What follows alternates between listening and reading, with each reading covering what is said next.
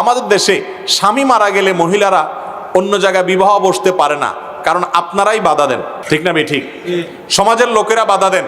এটা খুবই জঘন্য একটা অপরাধ, ভালো করে জেনে রাখেন, খুব বড় ধরনের একটা গুনাহের কথা।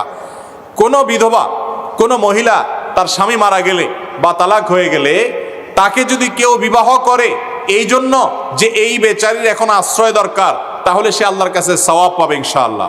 আর সমাজের মানুষ যদি সেটাকে দোষণীয় মনে করে, তাহলে সেক্ষেত্রে সেটা অনেক বেশি অন্যায় কথা, গুনাহের কথা। বিধায় সাবধান থাকতে হবে। আল্লাহ তাআলা আমাদেরকে বুঝার তৌফিক দান করুন।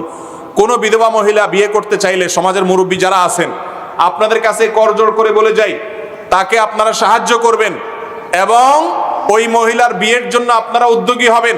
কেউ যদি বাজে কথা বলে তাকে থামাবেন, কারণ একজন মহিলা অথবা পুরুষ, তার জীবন সঙ্গী গুরুত্বপূর্ণ বিষয়।